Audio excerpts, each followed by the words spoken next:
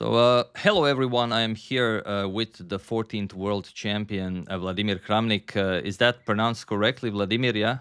Vladimir Kramnik, yes. Vladimir Kramnik, yeah. Hello. Thank you for inviting me. Yes, thank you for coming. People are dying to know some burning questions, and like I said before we started this conversation, I would definitely love to do like a 3-hour podcast regarding everything from chess history, to cover all the way from Joaquino Greco to Morphy to Fischer to modern chess. But there are burning issues at stake here. So yeah, we can do it all the time with pleasure. Yeah, definitely would love to do that. The period that everyone's interested in is your retirement after the Tata Steel tournament in 2019. Then you've done some work on, I don't know how much work that is, but you worked with DeepMind on trying to sort of popularize no castling chess. There were 2 tournaments. One, you had a match with Anand, and in the second one, it was a tournament you got second place behind Fabi, I think. Mm-hmm. Yeah. And then we also did a couple of other works. I mean, we published some scientific papers on other things, but anyways, yeah. So it was quite a long, 3-4 years, I think we were collaborating. What was the exact point of the no castling chess? It was the same point as it is now with Fischer random chess, yeah, because it's becoming, people are promoting it because of, just to offer another variations, maybe with less theory and more like creativity. And I had exactly the same idea. And I just felt like, and I still feel, even though it's interesting Fischer random and I kind of enjoy at least playing it, but I feel like there is a certain issue with the starting position. We are used, especially spectators, we are used to this starting position, and there is a certain, I don't know, harmony in it or something, that it's easier for us to enjoy a game when it starts from the position we are familiar with, and that's why my concept was to develop a certain deviations of the chess variations with, to make it a minor, but that all the theory disappears. And then we were starting to think about it. What are the possible options? And no castle chess was only one out of, I believe, 9 different variations which we developed, and then we would check it with AlphaZero because it would play games and it would assess the sort of mathematical correctness of the variation or each variation, because, of course, it wouldn't be valid if all of a sudden changing a certain rule or parameter, even a minor one, it could lead to the considerable difference, in for white and black. Let's say white suddenly has 70% of winning chance, then of course this variation would be dismissed. But all those variations we developed, most of them was within between 55-45 inside this range. So basically, they were all valid, and no castle is not the only variation. Actually, I personally enjoy most this chess where all rules are the same, starting position is the same, but there is only one rule added, that you can take, of course, your opponent pieces, but also when you play a move, you can take your own piece. And actually, that is extremely interesting because basically, as you understand, taking your own piece, especially in the middle game, is actually sacrifice. So it adds a lot of kind of ability, a lot of options to sacrifice material, but it's even more than that. It's sacrifice plus tempi. Because usually if you sacrifice a piece, your opponent has to take it, and then it's your move. So here you take your own piece and it's opponent move. So actually it adds a lot of interesting attacking possibilities, and actually makes games very interesting because as I mentioned already, AlphaZero played many games on each variation, and there I was enjoying the most this variation, yeah, because the games were really amazing. Can So humans even play chess like that? I mean, of course, why not? I mean, we are, yeah, it's just, it changes, of course. I mean, actually, it doesn't happen that often in a game. It doesn't materialize in a game. Maybe one game out of 5 only you use it. But in variations, you have to consider it all the time. For instance, as you understand, there is no background mate anymore. You just take the pawn on g2, yeah. If you are getting on the first rank, mate, okay. you just take the pawn, yeah, and it's not mate. So it changes quite a lot, the game. So it makes it very different to what we are used to. But well, it's still chess, yeah. It's so, and some other interesting variations. So yeah, but okay, it's. Fischer random is also fine, but yeah, there are other options as well. But I think that before the official chess rules became as they are, I think during castling you could actually choose where the rook goes. Like castle's kingside, you could put the rook on e1, but you could also choose to put the king on g1 and the rook on f1. Well, at the very beginning, actually, originally this rule was not existing at all. And actually it is, that's why it was my first option, because I started to think, but actually why this rule exists? Because it's the only move in the whole set of rules of chess where you move 2 pieces in one move. Yeah, I mean, like you can move only one piece at a time. Here you move to, I mean, it has absolutely no logic, basically. And in fact, it was not there at the beginning. Actually, I forgot, I read somewhere 12th, 15th century, I think 12th century, they invented this rule. And I was thinking about why actually it happened. And I had 2 hypotheses about it. But all in all, to me, it looks like it actually, this rule goes against the logics of the game. And another rule is en passant, yeah, this rule, but that I understand, that has a very clear advantage, this rule, that I finally managed to understand why this rule was implemented, because otherwise it would be too easy to block pawn structure, and well, the game would be much more drawish, actually, if not this rule. So that is understandable. Castle, no, there is no objective reason to have castle, I believe. I think en passant was also introduced sort of to make the game more dynamic. Yeah. Maybe the castling was also, so the rook can come into the attack in one move. No. It makes it much less dynamic because the king is safe. It's very easy to get your king safe.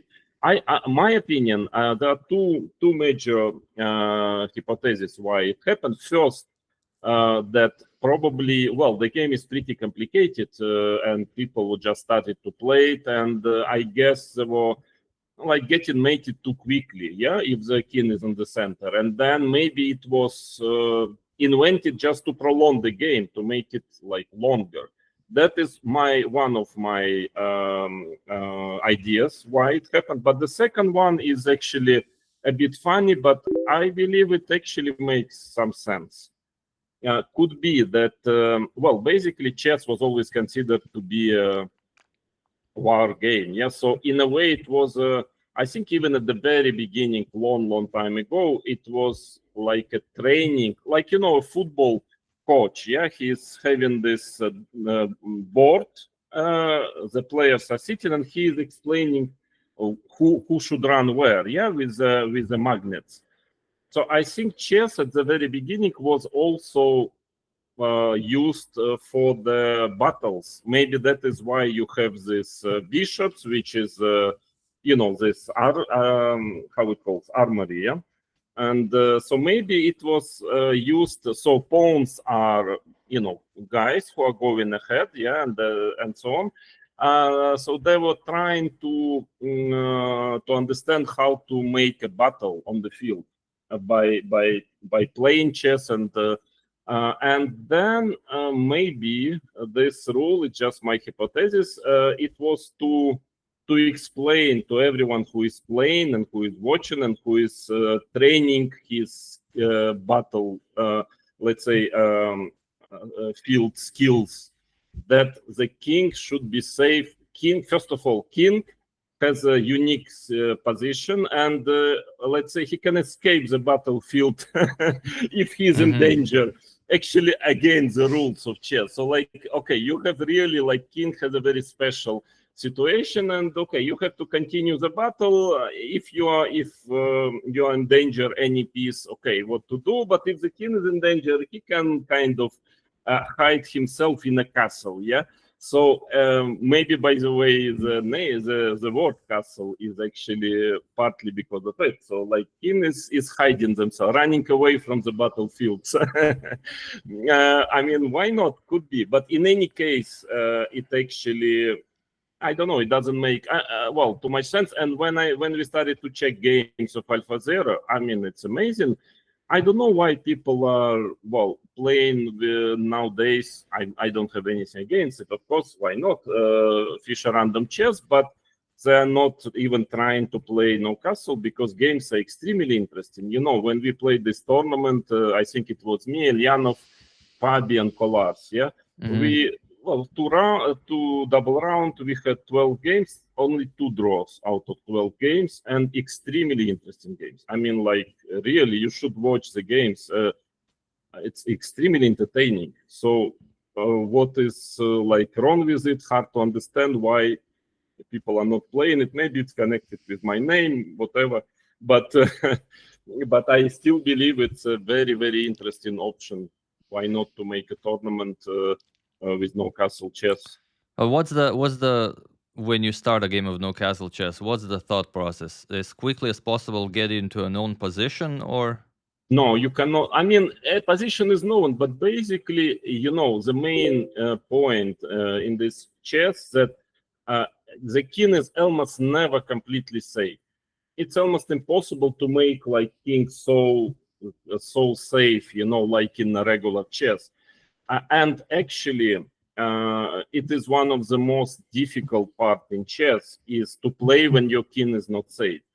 It's quite difficult, yeah, and that is why it makes it more difficult to play, actually, because what very often happens that quite often when you were watching these games of AlphaZero, and also in this tournament which we played, well, on many occasions, like, there is a situation when both kings are under attack. I mean, both are not safe, both are attacking and defending at the same time. So it makes it very dynamic and very entertaining, because, like, well, of course, there are situations when you can get your king safe, but most of the time it's not the case. Yeah, and also you cannot spend too much time making. You know, you cannot just start from the very beginning trying to get your king in the safe place. Maybe you will manage in few moves, but you will lose the center. You will, like, you know, lose control on of the position. So, and also most of pawn structures are not anymore like having the same rules. Again, when you can castle or you cannot, it makes a quite considerable difference. So all in all, to me, very interesting game. Again, it's not well, I mean, it's not my business. People play it or not, but frankly, I don't understand a slightest. I mean, I don't see a slightest reason why not to try it, because so far experience showed that it was extremely entertaining event. But at the time you played the second tournament with No Castles Chess, you probably already had some systems and openings prepared for No Castles Chess. Well, very little. I mean, again, let's say there is also misconcept that you can very quickly, the theory will grow and it will become same as a regular chess. No, of course not, because nowadays theory, you know, it's actually not so much about concrete variations. It's about patterns. We know all patterns in all typical positions. Let's say you play d4, knight f6, h3. okay, nobody probably analyzed this move h3, yeah. But it's very quickly people will play d5, I don't know, c5, knight c6, e6, bishop e7, castle. I mean, it will not like make any more difficult for them to play. But in no castle chess, you start first move a3, and your opponent will actually start to think immediately because, like, yeah, the patterns are not known. So yeah, of course, there are certain ideas about, yeah, there was a bit of preparation, just trying to understand what are the possible options. But it will take many, many years, you know, tens maybe of years to get opening theory as developed as it's now. Yeah. Okay, so everything after 2023 is basically when you started having this sort of an agenda to, or rather maybe not an agenda, but sort of as a calling, I would say, to do something about cheating in chess. So what is how do you get to do that? I mean, what happened that made you get involved in that? Well, what happened that just accidentally I was not playing online at all, and then just by accident, I think it was Daniel Dubov, we were chatting with him, and then he just wrote me, I by the way, yeah, there is some tournament on chess.com, rapid chess. I had no idea what is all this. And he told me, yeah, he explained me that, okay, it's fun. So I said, okay, why not to play? I would try. I never did. And so then I started to play from time to time a little bit. Yeah, then in half a year, it's the same situation. I was actually, if I remember correctly, with Jan Nepomniachtchi on the training session. And then he told me there is some tournament. So, well, we are not working today in the evening. So I said, okay, then if you play, I would also play. Maybe I actually played pretty well. I even started 4 out of 4 in this rapid event. And then somehow I started to play Title Tuesday. Yeah, and that so it was pretty accidental.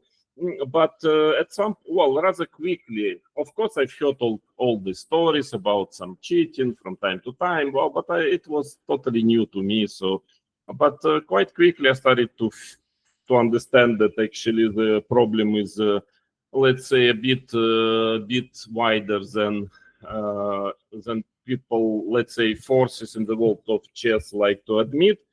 And unfortunately, it started to grow more and more. And somehow the turning point maybe was that, I mean, absolutely out of a goodwill and actually being still very naive, I've contacted Chesscom and just explained them, you know, okay, there are some issues, and I started to check a bit statistics, and well, just at the beginning on my own, but you know, even when you're just doing it on your own, it becomes very clear that something is very, very fishy.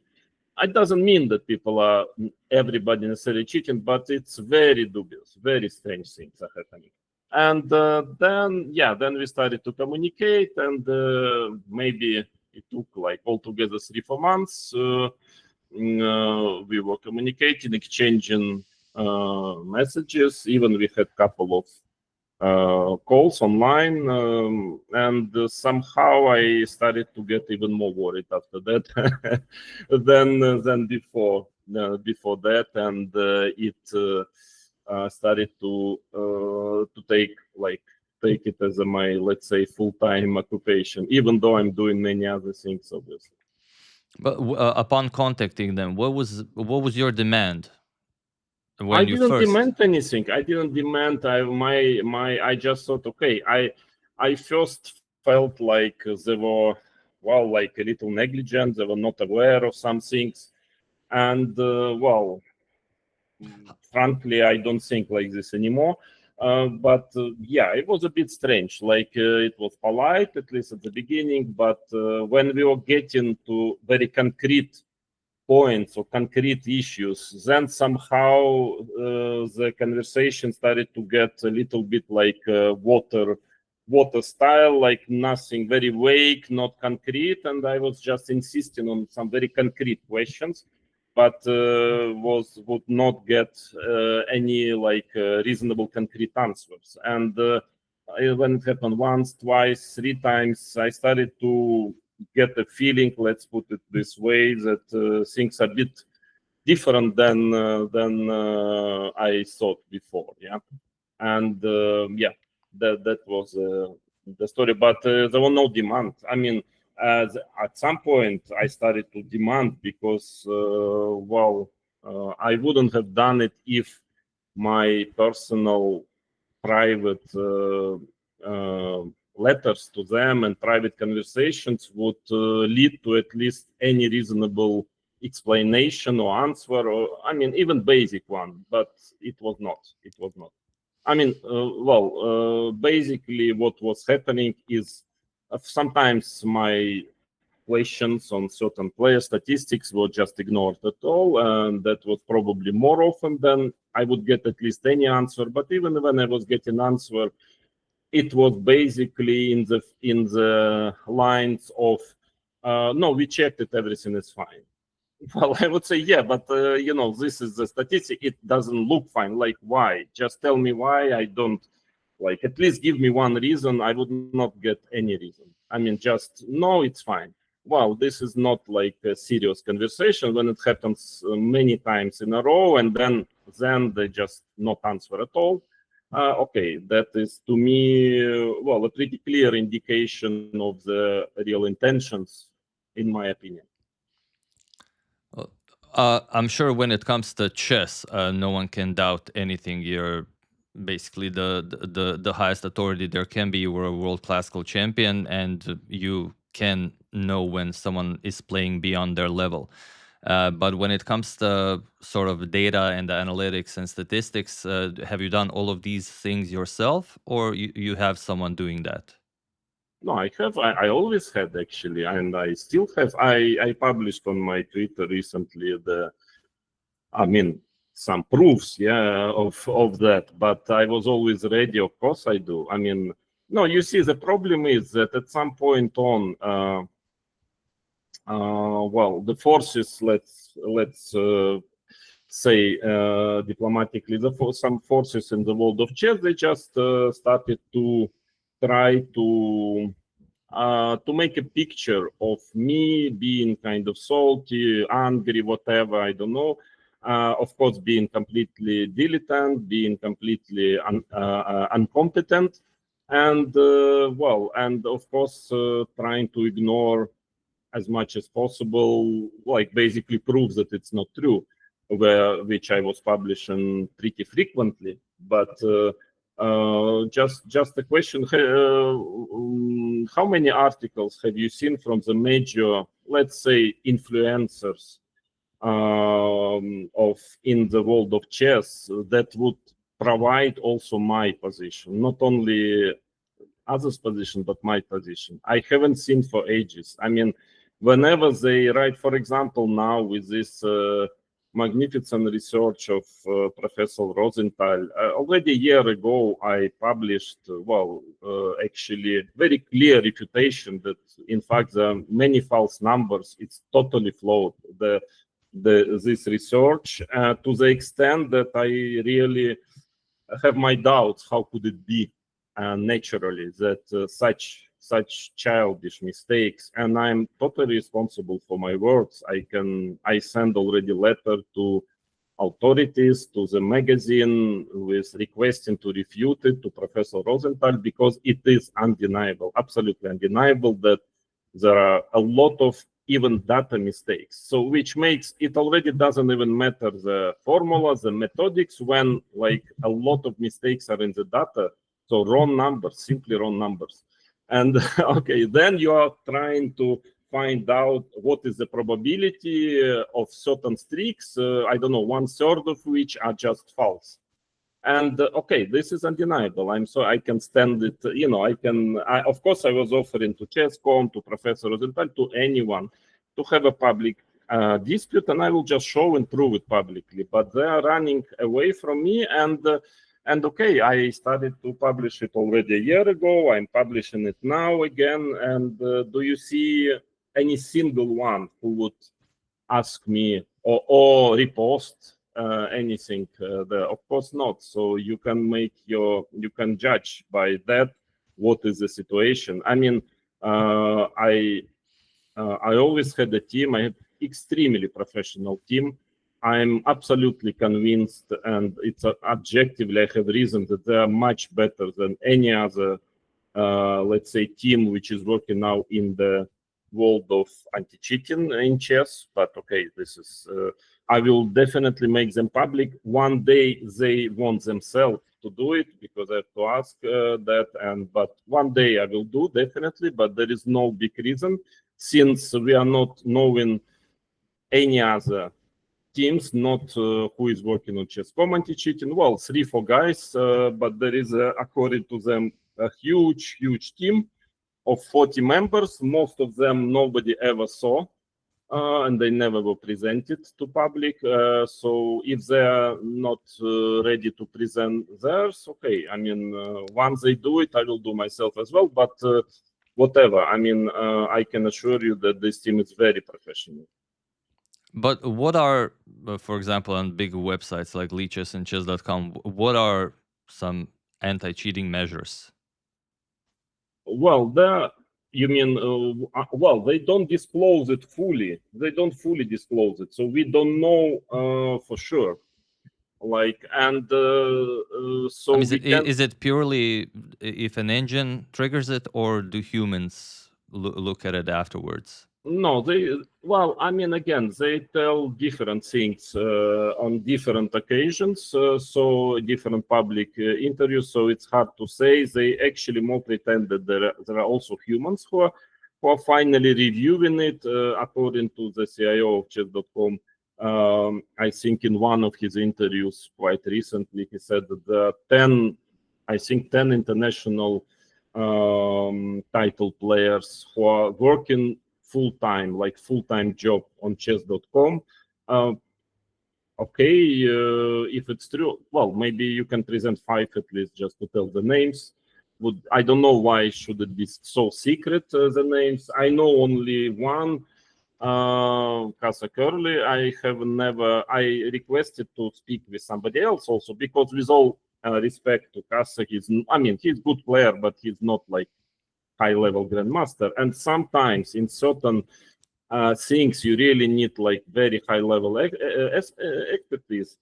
And I never got to speak with any other chess player than Kasparov. And the same experience, I know some other players, they had the same experience. So, would be interested to know who are these magnificent 10 international title players who are working full-time, analyzing the games. That's what was exactly, if I remember what was said by CIO of Chess.com. You know, what I always found interesting was basically you started dealing with these things after 2023. But I think after COVID struck, I think there are so many young players who never had the opportunity to play chess, but just became incredibly strong players at home, are now playing far better than their rating would suggest. Is that something you take into consideration? Yeah, and also far better than top 5 players are playing. Yeah, that's is it something you take into consideration? Yeah, well, no, I mean, of course we are taking. I mean, come on, we have. First of all, I'm not a amateur also in this. Yeah, I mean, and I'm not. I have some intellect. Yeah, of course, it's yes, we are. I mean, we have a lot of data, a lot of parameters, and it's not about the player is. Obviously, there are some young players who are much stronger than their rating, their actual rating, no doubt about it.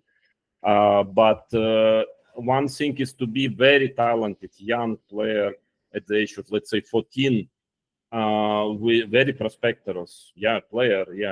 Another thing is that you are playing on the level of Magnus Carlsen for a considerable sequence of games.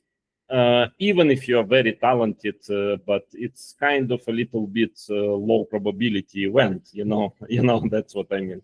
But of course, it's considered, and much more than that is considered. Did you ever think it was maybe, I don't know, inappropriate, or I don't know how to put it, to publicly present someone's streak? Is there a way you pick whose streak do you show, or is it No, I mean, on random? Well, we have a lot of data, and well, basically, what I'm providing, I don't think it's anything inappropriate. Why? I mean, again, very important to understand that I was doing the same privately first with Chesscom, and I would continue doing it if I would see any reaction, any explanation at least. Yeah. But there was nothing basically. Yeah. So I felt like, what can I do? So whether you leave it, I didn't feel, let's put it this way, and it's not even about feeling, but based on facts, that there was, let's say, they were willing so much to go deep into the details. Yeah, in many cases. And at least in any case, they were not giving me any real explanation. I would have even signed NDA and okay, but please explain me. It doesn't work. Yeah, it doesn't fit. There is clearly low probability, let's say, performance. And then it doesn't necessarily mean the player is cheating, but it clearly means that it has to be examined very carefully. So if you pretend that you did examine it, okay, tell me why you decided that everything is okay. In this case, and yeah, I could have signed an NDA, but once it was getting, they were very polite at the beginning, but once it was getting to when I was calling the facts, they would never give me anything. I mean, any explanation. Then this basic one that no, everything is fine. I'm sorry, this is not working like this. Yeah. So I mean, it's kind of very suspicious when we are supposedly collaborating, but in fact, when it gets to real point, there is a wall simply. Yeah. But okay, let's say you send them a player and you say, okay, his streak of the last 30 games is highly improbable. And they say, yes, we agree, it is highly improbable. What can they do? Ban someone on the fact that it's highly improbable? Well, no, there are many different ways to do it. I mean, depend how highly improbable. Yeah, first of all, yeah, it depends on the percentage of probability, but you can maybe proctor, you can maybe send someone that he is there and the guy is playing, whatever. There are different ways. But, usually it would stop at the best that I would do it and they would send me, we checked everything is okay. But most of the time it would be just not unanswered. So that is like, we are very far from the situation you are describing. I mean, it was not really even getting there, and basically it was. I mean, in many cases it was absolutely obviously low probability performances.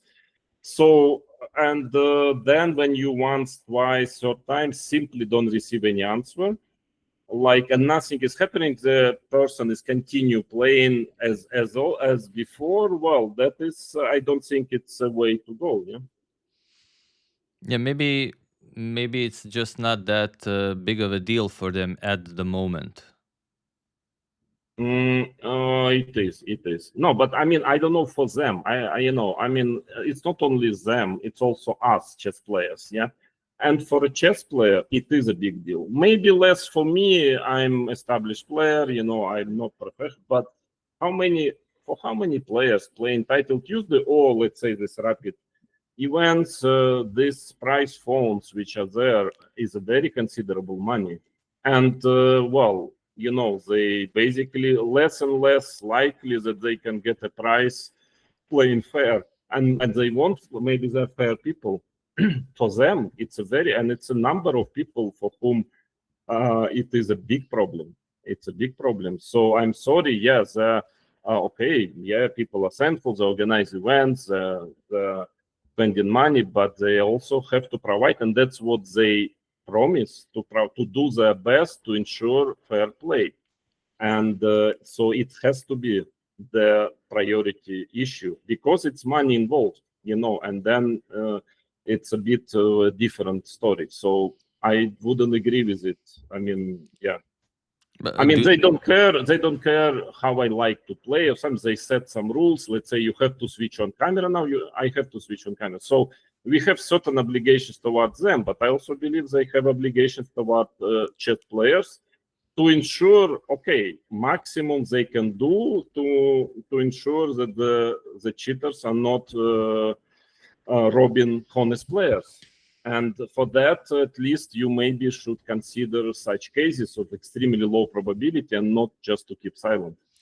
But okay, I think there was also discussion about Hikaru having a very long improbable streak, played streaks at very low time control.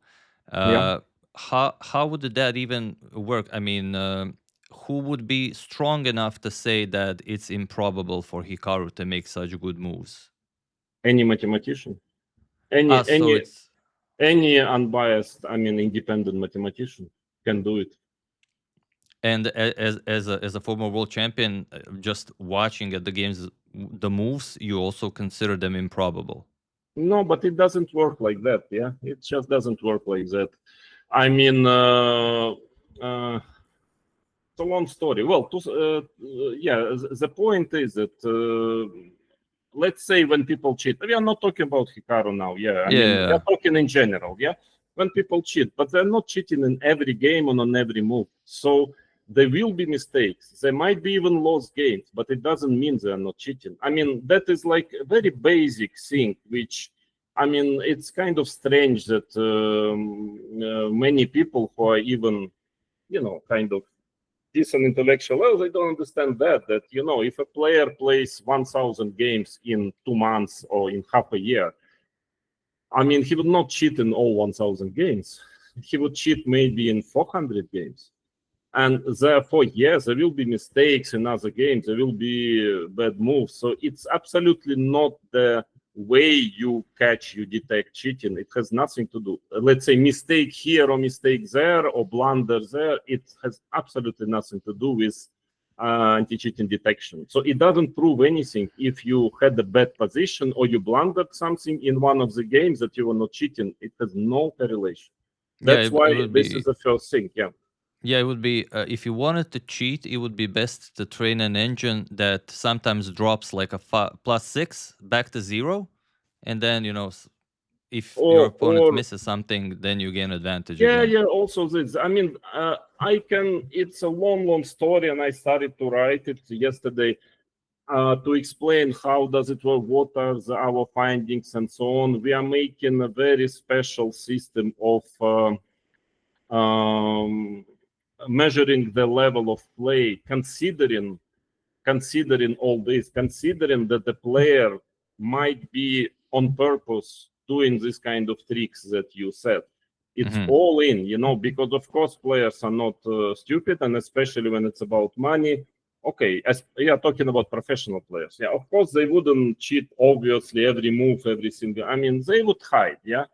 And so the way to detect them, it is much more refined and much more subtle than this. But for sure, at least, that telling that there was a sequence of, I don't know, 70 games, and in 3 of them, let's say a player had lost position, that's why he's not cheating. This is like, it's not even kindergarten, it's before that. Yeah, it's before kindergarten level.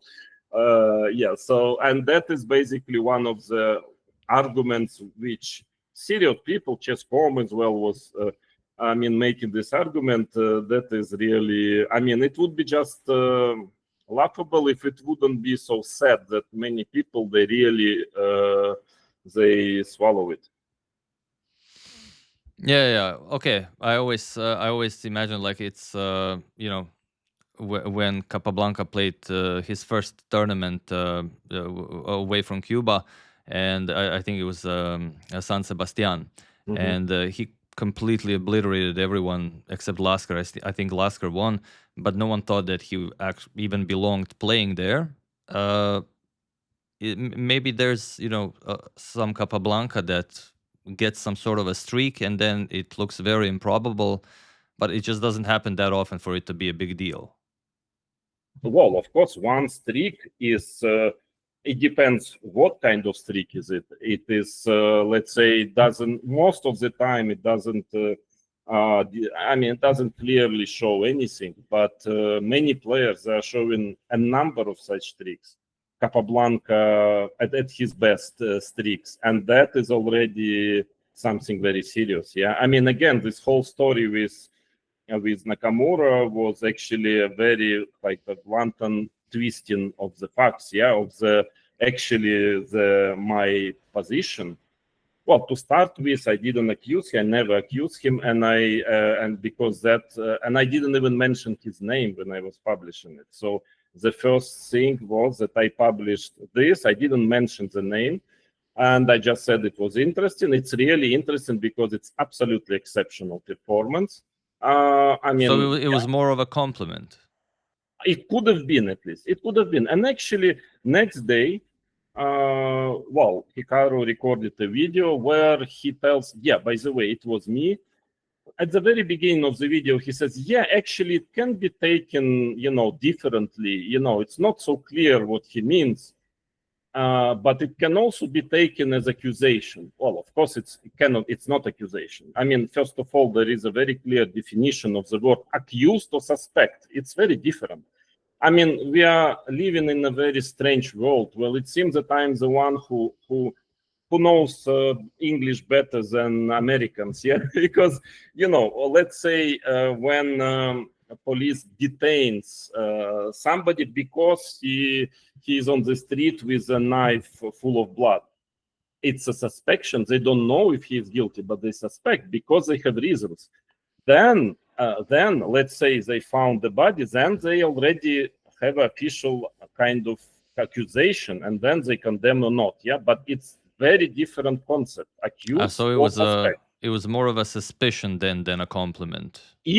First of all, it was not even suspicion, was not even read about it. I mean, I just published this data. I mean, and that's it. There was nothing else. And then so Hikaru was telling that, and in the 5 minutes after, from the beginning of this video which he published, after telling that actually it's not so clear what he means and so on, so he is telling, well, it's very obvious he is accusing me, and he starts to spread very dirty insults in my direction.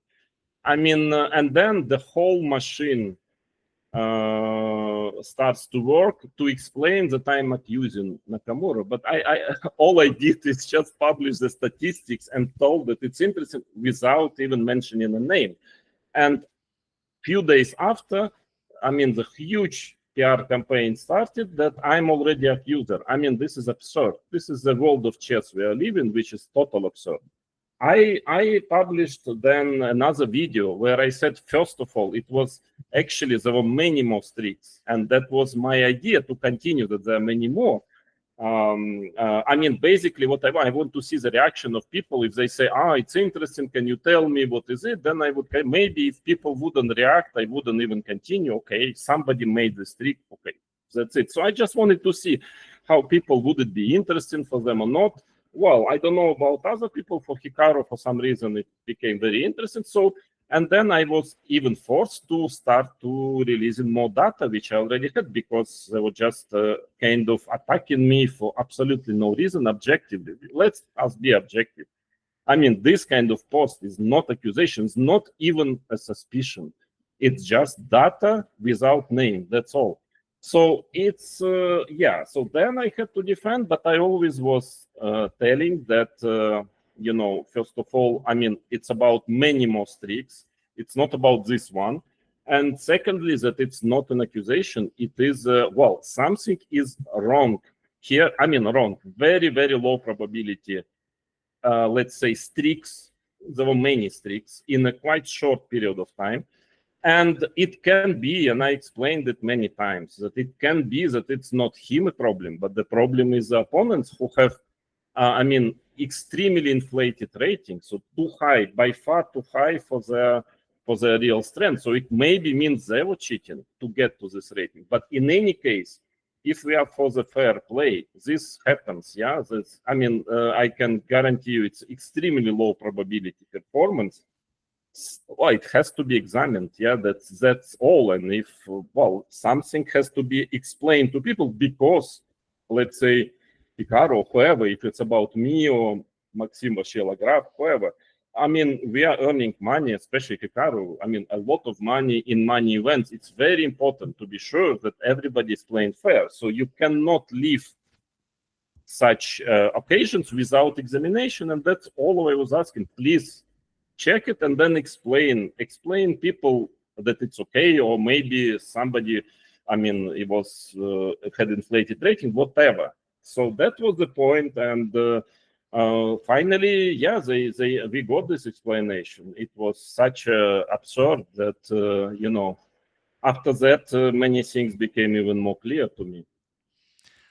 So that went on for quite some time, I imagine, and now you are at this point where you have actually sued Chess.com, and I believe Chessdom and also David Navara personally. Yes, it's only the beginning. Yeah, sure. Only the beginning. Yeah, no doubt. Meaning that more people will be sued, or it's only the beginning? No, more cases will be. And well, I'm preparing more than one case against Chesscom on different things, but yeah, I will not tell more about it for the moment.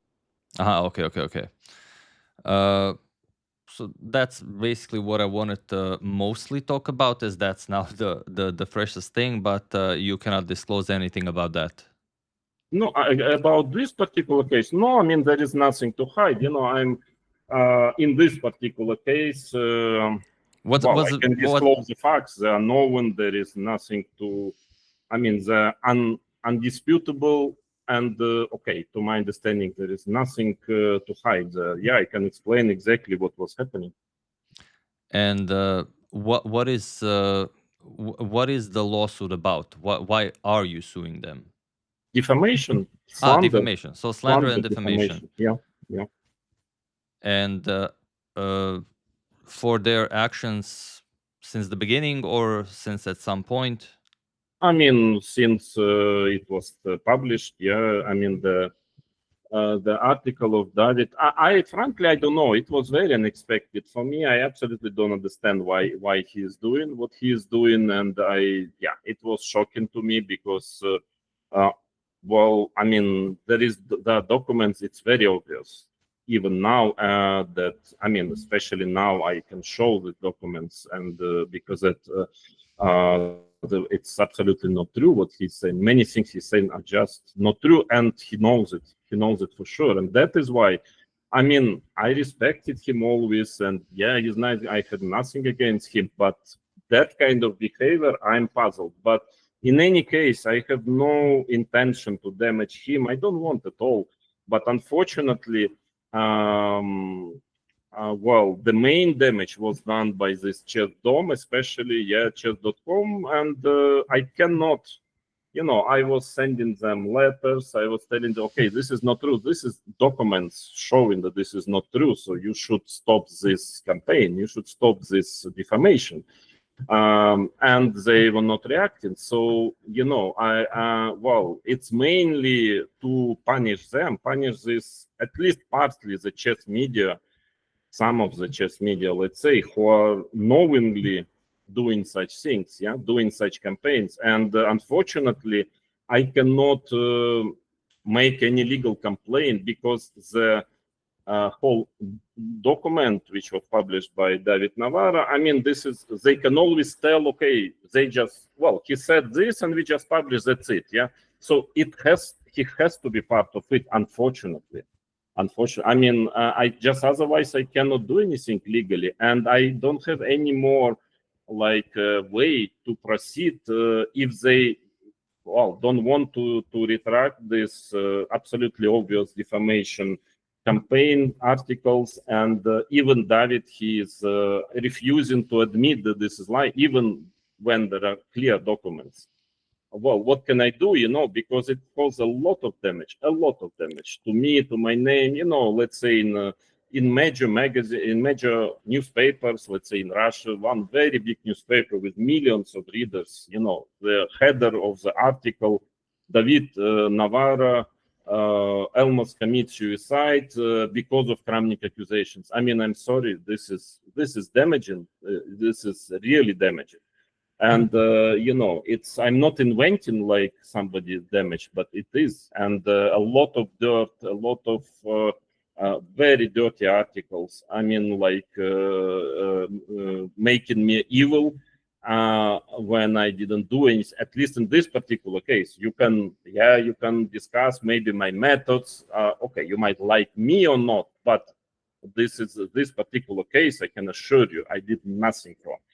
And to get this, well, I mean, I'm sorry, I have to defend somehow. My family, I mean, they're not taking it well also. Yeah, they're not feeling so well under this kind of dirt which is pouring, every day on me. And I also have to care about my family. So with all respect to certain issues, problems, people might have for David, I'm sorry, it's just going too far. And all what I'm asking is just to apologize, to say, okay, sorry. And I wrote a letter where I'm saying, okay, I will not have any reproach. Okay, let's forget about it. The story, even though, of course, it made a lot of damage, but please at least just, take back your words and apologize, because they're not true, simply. And you know it very well, they're not true, but they're still not doing it. So, I mean, is it me who is guilty? I mean, in this situation when they all know that this is not true. Chessdom, chess.com, David, also some other players who are supporting David. Okay, I don't mind, support him. I have also nothing against him, but I'm sorry, just not true. And if they're all not ready to change their position, even in front of undeniable facts, I have unfortunately, no other choice than start legal procedure, because, I don't want my name. It's already been for a long time, a lot of dirt undeservedly was thrown into my direction, but this is just beyond any limits already. But why was David listed in the first place? You also just published he's something. Part of the statistics. I mean, okay, he's part of the statistics. Yeah, that's how. I mean, it is objective statistics. I always was. Have you also just listed the statistics or publicly accused him? Accused whom? David. Like never. No, it was never even. I mean, like never was even hint of it. Okay, so you just published an improbable streak, yeah? No, it was not a streak. I just published the material of, let's say, within a certain period, quite considerable period of time. One of the parameters, okay, we are making a lot of different parameters, and one of the parts, so we have a lot of data and application there, and let's say the parameter was that people who show the best level of play, I mean, by Stockfish, analyzed by Stockfish, playing 10 seconds or less on the clock. So who plays most best during this, when they in such situations? And only players who actually played enough moves, like a lot of games. Yeah, of course, few games it's not enough, but like I think the limit was 700 moves or something. It's quite considerable, yeah, when you play 700 moves and then you are better than your 2350 player. He was number one on this list, and he's better than Magnus Carlsen by far. Probably it raises some questions, yeah, or you think it's okay, it's normal, yeah, it's Capablanca, San Sebastian, or what style. So, I mean, of course, the idea was very clear, and in this list, but I cannot take out artificially people because it's a statistics. I mean, I always can ready to back to explain, but I will come later to this statistics. But it is a statistics. So, of course, so I put, I marked in blue strong players, let's say 26 plus, or even more. I think it was in this list, it was David, it was Bortnik, I remember, or maybe Naroditsky, Grishuk, somebody else, and Magnus Carlsen was on the 12th place. Which is okay, it can happen. I mean, like a top player, there are many, so to say, nominations in our statistics, and sometimes some strong player 27 can be even number one in a certain nomination. I mean, yeah. So if it's 2,700 players, it's possible. So David was number 3, but like number 6, I think, or something was Grishuk. So he could also pretend that I accuse him. I mean, it's absurd. It's just absurd. But of course, the main point was that in red, there were players who were, well, below 25 and I think even below 24. And they were actually better than any top players. They were better than Magnus Carlsen in a long range of games in these parameters. And okay, this is something very alarming. I don't say necessarily that they're cheating, but it is extremely alarming. So I just published this statistic. That was it. And okay, and then suddenly I heard, I had no idea that it was pretty clear, yeah, to everyone that I think, yeah, at least that it was about 5 or 6 strong players as an indicator that, okay, these are the strong players, and all of a sudden 2350 guys are better, playing better than them in this moment. Well, yeah, because also it's Twitter, I mean, and there is a certain limitation of space. So, but okay, if anyone would just ask me, of course, I would immediately tell that this is the case. Yeah, what does it mean? And I think I did very soon after there on Twitter. But so the story is that then I've heard of that, you know, David suddenly started to be unhappy or started to think that I'm accused him of cheating. I don't know. There is no real reason to think like this. But I mean, you know, again, well, if I don't mention names, then if I don't mention Navara, if I don't mention Carlsen or Grishuk, then it doesn't make sense, the list, because then so what? These numbers doesn't make sense. The numbers make sense only when you compare. And that's why I need to put, and it's subjective statistics. I don't understand how can you complain. Let's say you tell, okay, you beat Kasparov in a World Championship match. He didn't win a single game in 15 out of 15. And I will tell you, come on, you're accusing me of cheating. Okay, it's absurd. Yeah, I mean, like, there is no indication that you accuse, but I can, if I want, I can imagine it, and I can start to think about, I don't know, making damage to me because you accuse me of cheating. I mean, sorry, there are some like limits of common sense, yeah. But in any case, when I heard it, I thought, okay, yeah. I mean, he didn't contact me. Actually, I contacted him on the chess a few days after. And I sent him a letter. It's still on internet. You can find, everybody can find it, yeah? Like 24th of May or something, like few days after. When only once I heard, I just found him. There was some kind of forum on the chess, and I saw he was complaining that, okay, he doesn't know, I'm accusing him of cheating. This is not correct. The statistics is wrong. And so on. And I wrote him a pretty polite letter. You can all read it. Yeah, it's there still. And his answer to me is there. So that I tell that, please, I mean, the statistics is correct and I'm responsible for it. And I can provide, I can show you, I can explain you, especially for you. I'm ready to give you the statistics and to explain everything. And of course, there is not even a hint that you are cheating there. It's not about this at all. So it was a longer letter. Also, I told that I'm absolutely, let's say, open to any examination of my statistics, any publication. I'm completely transparent, and of course, that there is not. I mean, it absolutely doesn't mean that you are cheating. Okay, that is a fact. I did it, yeah. And then I received the letter back in about a month, where David very, very politely, actually, he's telling, dear Mr. Kramnik, and very polite. Okay, he repeats that, okay, I think the statistic is wrong. It's not correct, whatever. Well, I don't know. I offered him to show everything, to explain. He didn't want, I mean, he didn't accept my offer. And then he said that, but in general, the letter was quite polite and everything. But since he didn't, he didn't take my offer, I thought, okay, probably the whole situation is resolved. So, okay, he doesn't want to see this. So probably he understood that, yeah, I didn't mean anything wrong to him. And then I haven't heard anything after that. I mean, like, he never informed me about anything. I saw him even in Olympiads. He could come tell me something, or he could ask me to provide the statistics. I was always ready to do it with explanations. because I'm always responsible. I mean, it is the right statistics. I mean, with a certain, well, we have a certain adjustments which are making it more precise in our, but in any case, not even mentioning that it has zero, let's say, there was no even intention of thinking even that it means that he was cheating.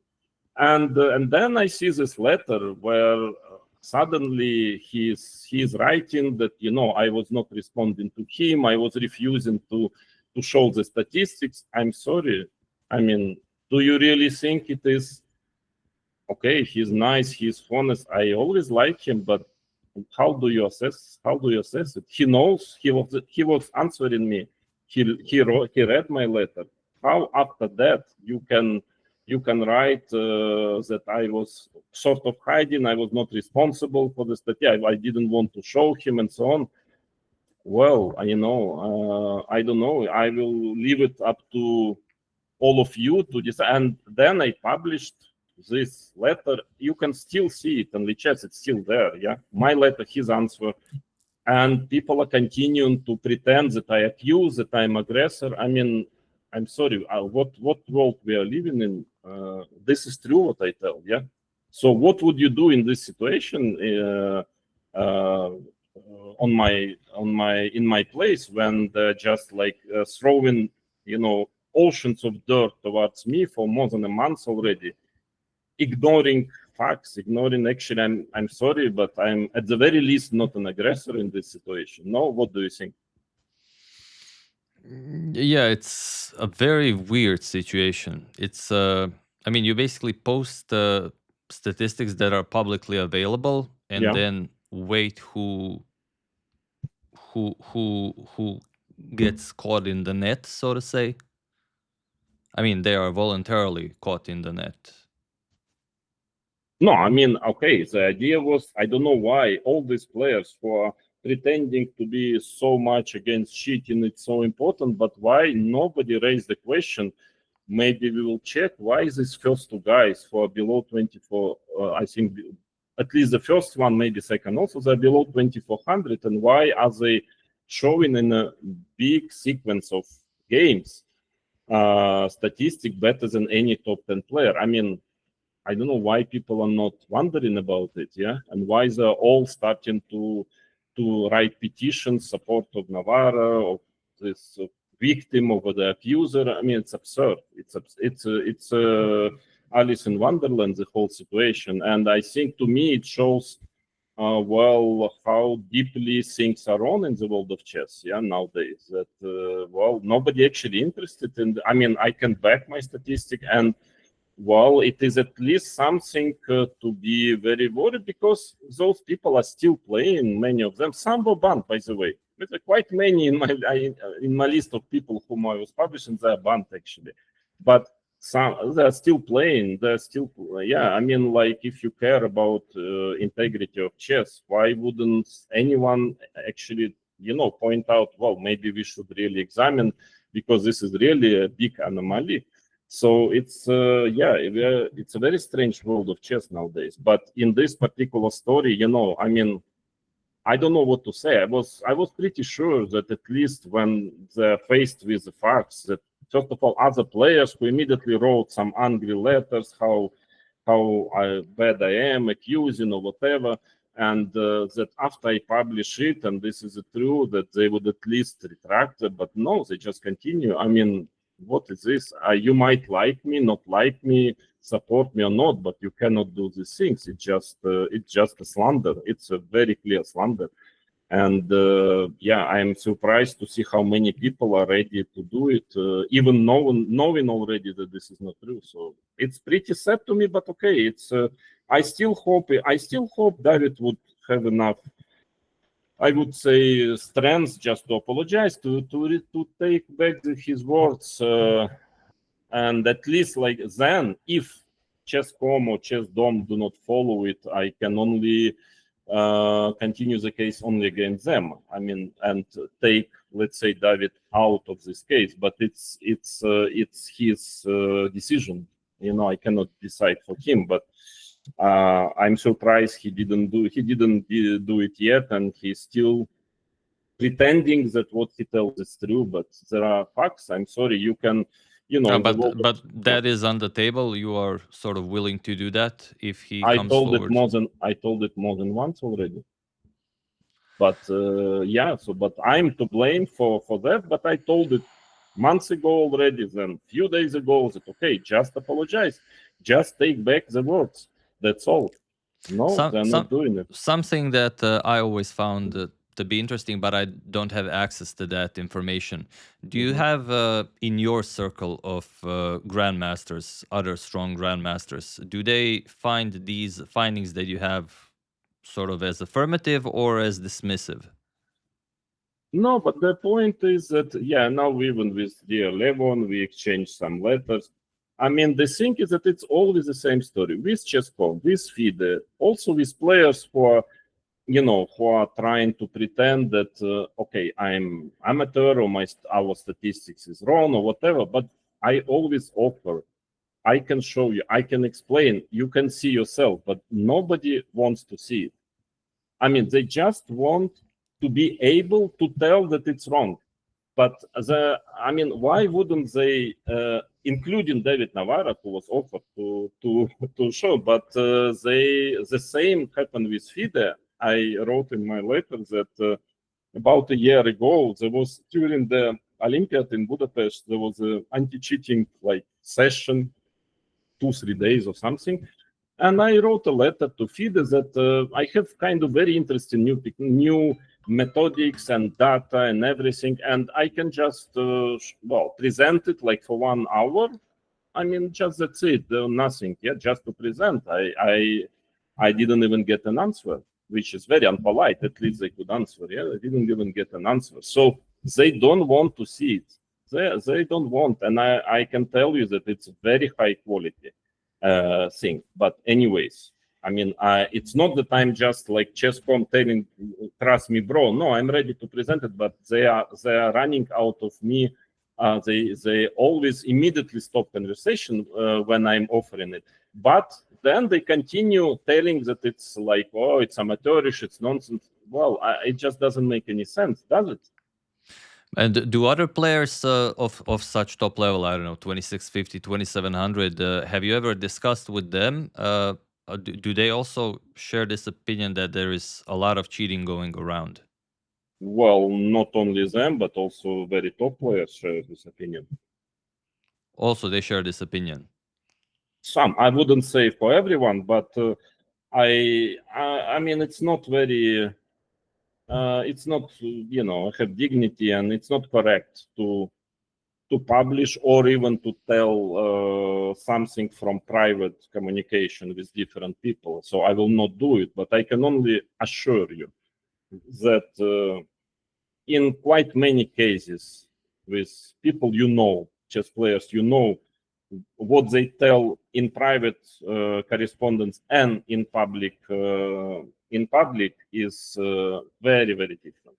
That's all I can tell you for now. Okay, and for the conclusion, what conclusion are you looking for with the lawsuit against Chess.com? Well, that they that all this PR campaign will stop. First of all, that they will retract. I mean, they will delete the materials from the from their sites, whatever. They will prove that this is false, that this is defamation, and that they will have to publicly refute it. And but the main idea is that maybe then others would think twice, because this is by far not the first time that I'm getting very false, completely, I mean, untrue defamation attacks. It's not, but it's like it just was the one where I said enough is enough, because frankly, also my relatives, I mean, they're also people, and they were not taking it well. I don't like to complain, to play a victim, but okay, at some point it was just like, okay, what are you doing, guys? There is a limit. there is a limit of minimum like dignity. Yeah, so yeah, I hope it will just well stop this habit of throwing I mean, because I'm throwing, yes, I'm sometimes tough, but I'm most of the time not accusing. If I'm very rarely, I'm, you know, like having allegations, I'm at least ready to stand to explain why I'm doing it. But they very often, many people, they just throw like, you know, without any, like not being responsible at all for what they say. And it's much 100 times more damaging than, you know, what I do. And somehow they feel like it's okay. No, they have to understand that it's not about liking somebody, supporting or not. It's about certain dignity and honesty that you cannot simply do some things. Yeah. So, okay, that's, yeah, I mean, I felt like it was, I mean, this particular case was so invented from nothing, completely nothing. I mean, it's just absurd. The whole case is a bubble, empty bubble. And they made, I don't know, Chessdom published already around 20 articles, one better than another, you know, blaming me. I mean, that is really beyond any limits already, in my opinion. Any thoughts on FIDE getting involved at this point? Well, it's also, I mean, as they sent the letter, like support of David, more or less. Okay, it was more or less moderate, but in any case, again, you know, well, you probably saw what David was saying also. Actually, his main blame was towards FIDE, that actually even his suicidal thoughts, which he is not mentioning at all in his podcast to New in Chess, that it was because of my claim. He is clearly saying that it was in 2025 because of FIDE inaction, and they were not responding to him. And by the way, they were not even informing me as well. I mean, even if they would at least inform me, maybe I would try to David and to tell, you know, I mean, but they didn't also inform me. So, and that was, he said that after this, he felt it's very disrespectful and that he wanted to, I don't know, he was unfortunately thinking of committing suicide, but well, whether it's true or not, I don't know, but we are all, I guess, very happy that he didn't do anything wrong with him. But, well, it was basically main blame was on FIDE. Then in this letter on the chess.com, he actually twisted, I'm sorry to use this word, and then he already pretended that it was in June 24. But I'm sorry, originally, in the original version, it was nothing about June, it was about, but okay, that is quite serious, yeah?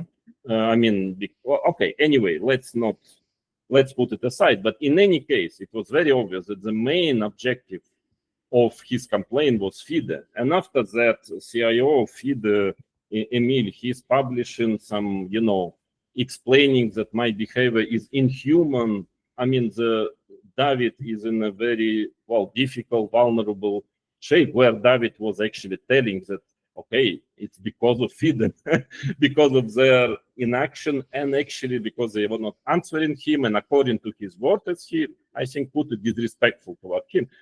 I mean, this is like, we should have a bit of dignity. And then Emil is just blaming me that I'm such a bad guy who almost, you know, who is damaging poor David Navara, when actually it was FIDE, according to him at least.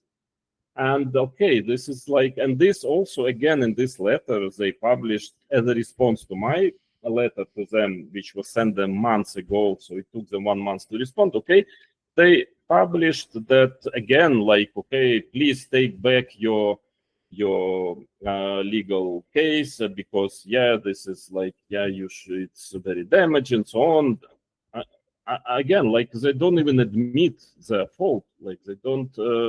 It's just absurd. I mean, I'm very disappointed actually with the world of chess nowadays, because we lost any ability to, you know, to understand where is true, where is not, and also any dignity to admit sometimes that we made, or, you know, it's just like everybody believes, everybody pretends they are doing completely all right, everything.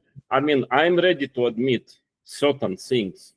If it's wrong, if it's factually proven to me wrong, yes, I will admit. But here, I mean, objectively speaking, and after all this propaganda machine which is controlling chess, let's say, space, mediatic space, maybe people would be very surprised. But actually, I'm the victim. I'm the only victim, real victim in this story. I mean, yes, David, because he invented something, but okay. But I explained him very quickly that it's absolutely, it was completely wrong. There was nothing. But who is the victim here? They're painting me as aggressor, but you now listen to the story. Do you think I'm aggressor here or victim? I mean, it's just we are living in a strange world where black and white and up is down. Yeah.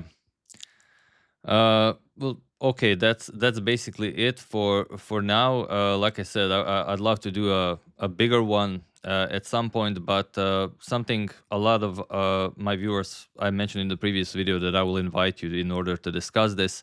They wanted to know if you had a personal favorite game, not your own, but that was played somewhere. You mean all in the whole history? In the whole history. Or I cannot name you one. I mean, because the game it's not only about concrete moves, it's also about the moment when it was played, the historical kind of moment, and a certain, I would say, as expression of the part of the chess history, I would say, because to me, maybe one of the most, I would say, games that were memorable and really historical in many sense, and also was extremely interesting. Maybe not the best ever chess game, but extremely content. There was so much content of the chess content, psychological content, historical content. Is Karpov Kasparov the last game of the World Championship match 1985 when Kasparov became world champion?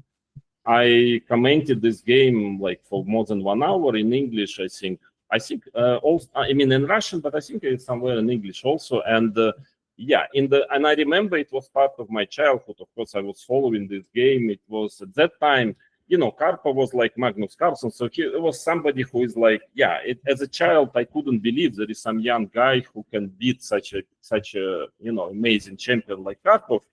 And the style and the whole atmosphere, how it happened, and also amazing chess content with a lot of drama, incredible time trouble. Even till the last move, there was still a chance that if Kasparov would make a mistake, Karpov would be winning by force with some amazing combination. So it was, for me personally, it was, in this sense, it was the most memorable game.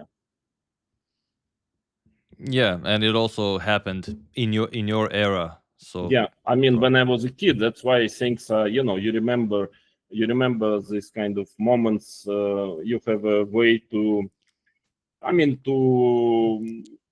much fresher way to see the world, and then it stays inside you for quite a while. I remember for me it was something, one of the moments which are very, very important in my whole chess career.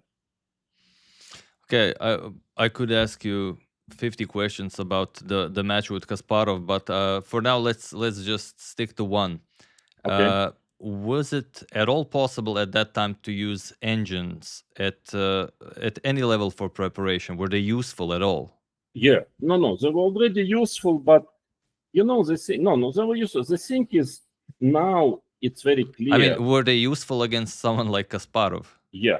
No, Yeah. They were anyway useful against anyone. But the point is that now, at this moment of time, we understand that they were very weak, these engines. But they were still beating us chess players, yeah? So what I mean is that it was very difficult to understand at that time that actually they're much weaker than they are. Yeah, that in fact you can, of course we understand, but that they're not such an authority. But because sometimes they would give, for example, the Berlin defense endgame from the very beginning, at that time, different programs like Fritz. I remember there was Deep Junior, I think. they would give like 0-7 for white. And it's not tactical, it's a positional game. And I think it was very, even though Kasparov also and me, but especially Kasparov, who had a choice to go for it with white or not, I guess he felt it's not that clear if white is better, yeah. But it was very difficult to fight against the machine, which is strong. It's very strong. It's beating you, and it tells you white is better. And so now, of course, yeah, when now engines are saying that it's basically equal, practically. Now, yeah, it's a totally different way to see it, but and after so many years of practice. But at that time, it was you have to understand that we didn't know how strong the computers will be now, computer engines. But anyway, of course, it was very useful in preparation. Yeah, obviously we were using it full mount. I mean, especially Garry Kasparov. I know that he had very powerful computers in one of the offices of Kasparov Chess. He had a number of very powerful computers. I had actually a good one for that time. Of course, it's a joke for nowadays, but for that time, a good one. But I mean, definitely we were using it very, constantly. When's the first time you used it to prepare for a game? I think around 96, maybe 97. Actually, first time I saw it when I was helping Garry, and we started to in 1995, and I remember I didn't still have the engine, but I was at the camp actually in Croatia with Garry, and so we would analyze at that time. We would analyze on the board, but there was Shakarov. He was a helper of Kasparov. He would sit, on the there as well with the computer, with engine running, and we were using it for blunder checking mainly. So he would first of all, so we would analyze on the board. He would always install the moves just to record it in the database, and from time to time the engine would say, he would tell us, no, you missed this tactics. Yeah, this. So basically it was that. Yeah, and I remember also funny. Also, I remember that. During the match, I was still very little, using it very little, almost none, but at some point I remember that Yura Dahayano, he would, especially closer to the end, we would get tired already. It was difficult a bit to analyze. And he, especially him, he was older a bit, and he was sometimes sitting in front of me, we analyze. He said, no, I cannot anymore. Okay, play with my kit. And then he would switch on the engine, and then he was just making move from this pretty weak engine, but it was very difficult to refute it, even at that time. And so that was the first moment my kind of touch with engines, yeah. Yeah, since I imagine since Deep Blue beat Kasparov, then everyone started taking them seriously. But actually we should have taken them less seriously at that time than we were taking them, I believe, because they were still pretty weak comparing to nowadays. Will we say that exact same thing in 20 years? I'm wondering, maybe we will, but I doubt, because it's already really, really strong. But who knows? Yeah, who knows? Yeah. Okay, that's it for this session. At some point we could make a longer one where we discuss everything. But yeah, thank you for your time, and thank you for inviting me. And sorry, is there anything maybe that I've missed that you would like to add? Well, I would just like to add one thing. That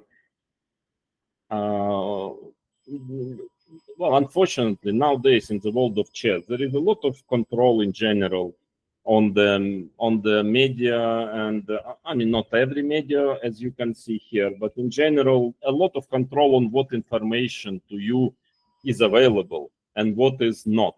Yeah, and so please, what I want to tell to every chess lover or something, before blaming, let's say, me or somebody else, shaming and listening to one side, also you should try to find I publish a lot of materials on my X, on my YouTube channel, and in general, you should try to find also to get the second side, the position, the view from the other side, and that is what very often in nowadays media chess world, you are not able to, because simply I'm not invited. I mean, any post, even factual posts, are just not reposted, not published anywhere, basically. But I can tell you that in many situations, like me or not, you might agree with me or not, of course, you might think I'm behaving not correctly, maybe sometimes, but definitely much less than they pretend. But in any case, you should try to listen to another side, and you will have maybe a lot of revelations, and you will quite often probably understand that actually situation is very different to what is presented to you. So that is what I would like to tell you, and I'm very grateful that you are practically the only one nowadays who is fulfilling the kind of the normal journalism, normal standard of journalism, which is to listen to both sides. Yeah, I tend to do things that way. So we'll see how it goes. Yeah, if you are still there, on YouTube after that, I'm joking. Yeah, never know. All right, thank you, you very much. Vladimir, and until next time. Thank you. All the best.